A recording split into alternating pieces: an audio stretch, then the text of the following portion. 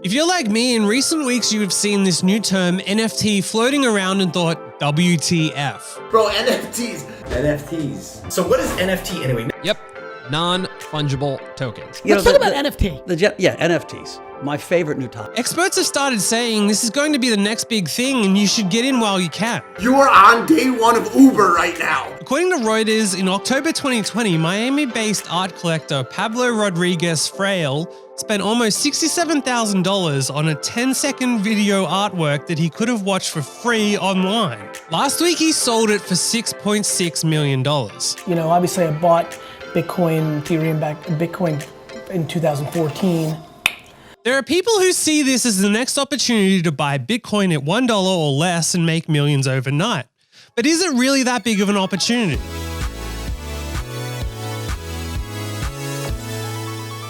Should you buy NFTs to get rich?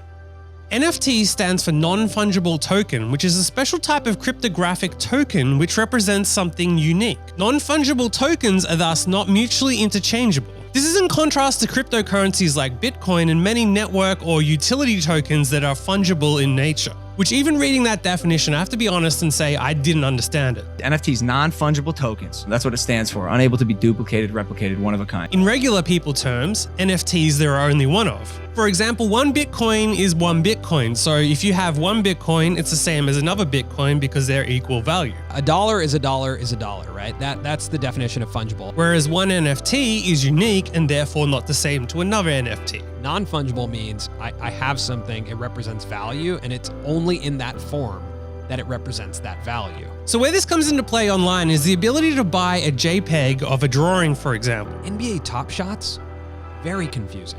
If you guys don't know, you go to NBA Top Shots, you look at on the website, there's a clip of LeBron James dunking, and it's selling for $35,000. And it's a video that the NBA owns. And you own... What do you own? What do you own when you buy that? Because right now I could go to the website and watch that clip. According to Forbes, most simply, an NFT is an entry on a blockchain. The same decentralized digital ledger technology that underlies cryptocurrencies like Bitcoin. But unlike most Bitcoin, which is fungible, meaning that one coin is essentially indistinguishable from another and equivalent in value, tokens on these blockchains are non-fungible. I've just got to say, why would anyone want to buy a JPEG? I get art is valuable, and I'm not even saying that an NFT isn't a good investment, but seriously, just why? I personally believe that I could screenshot it at any point and own it without paying anything. 3 years ago, the entire NFT market was worth no more than $42 million. By the end of 2020, it had grown 705% to $338 million in value, according to the latest estimate from non-fungible.com, which monitors the NFT marketplace. Even though this has only just recently taken off in recent weeks, NFTs have actually been around since 2017. Two popular early NFTs were CryptoPunks, digital images of 10,000 human and animal characters in cutesy 8-bit style animation, and CryptoKitties, a collection of fanciful drawn felines. They were originally given away for free. The most valuable CryptoKitties now sell for more than $100,000 and CryptoPunks for over $1 million.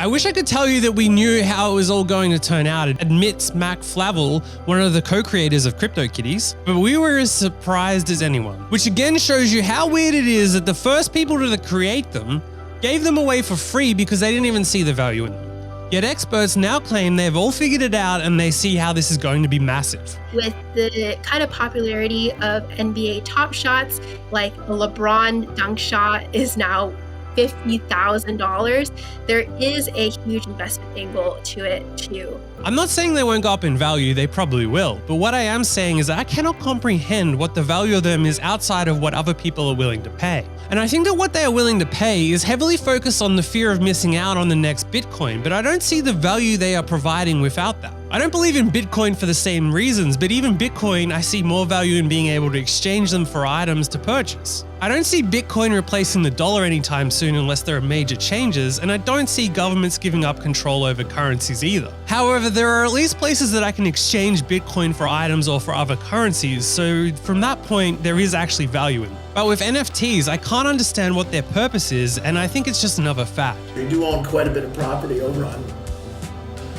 Earth 2. If you owned the picture and then others had to pay to replicate it, sort of like a digital copyright, then I could see some value in that.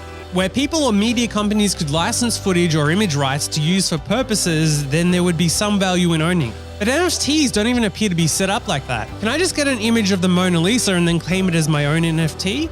Non-fungible means that you can't exchange it. Like, it's a one-of-a-kind item. It's the Mona Lisa. You can't exchange another Mona Lisa for the other Mona Lisa. There's only one. I'm not sure why, but every time an expert tries to explain what an NFT is, they always have to use the Mona Lisa as an example. Is there some type of conspiracy going on here? Does everyone know about the Mona Lisa? What makes that valuable? Like, there's pictures of it, you could copy it, but there's only one of the Mona Lisa that's super famous. So an NFT is theoretically the same concept applied to digital items. You would say it's very different than the Louvre, who actually has the Mona Lisa. Let's get really bizarre. What if I took your wedding photos and turned them into an NFT and then say that I own them? So art gets its value from scarcity. Everyone says that the value is in the scarcity of the NFT and then compare it to trading cards. Think about baseball cards. So there's baseball cards or Pokemon cards, and these are selling for thousands of dollars online. But trading cards were authentically scarce, and they weren't meant to be just sold down the line. They were made for kids and fans to play with or collect at the time. You can create value through scarcity. However, NFTs seem to be made for the sole purpose of being made scarce,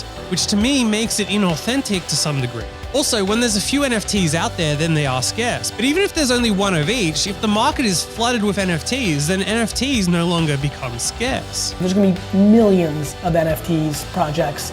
At this point, as the craze goes on, you can buy all different types of them, which is removing the scarcity. Much like trading cards, the majority of NFTs will probably be worthless the more that there are created. Even Pokemon cards, while some are rare, the majority aren't worth much. There are very few that are rare enough to actually be worth a lot of money. And most won't succeed. You know, no different than for every Pokemon or Star Wars, there's a black hole or Bucky O'Hare. Even buying a highly touted Logan Paul NFT, for example, might be worth something now. But if Logan Paul gets cancelled tomorrow, in 10 years, he may be someone that we all forget about, and then what are they worth? How much would a Chumbawamba NFT be worth today? If you own a house, it's yours. It's not freely accessible online for someone else to view. And I think that's a fundamental problem as to why an NFT isn't a real asset. You can make digital art that no one can counterfeit. Yes, some will go up in value, but you could easily be caught out if you don't know what you're buying. So that's a little bit of a summary of where NFTs are at the moment. If you enjoyed this, drop me an NFT in the comments and let me know what you think. And if anyone can explain to me the actual value of an NFT, I'd love to hear it, because to be honest, to me, it's just another fad taking advantage of people's fear of missing out. However, if you have bought an NFT, good luck. I hope they do actually go up in value for you.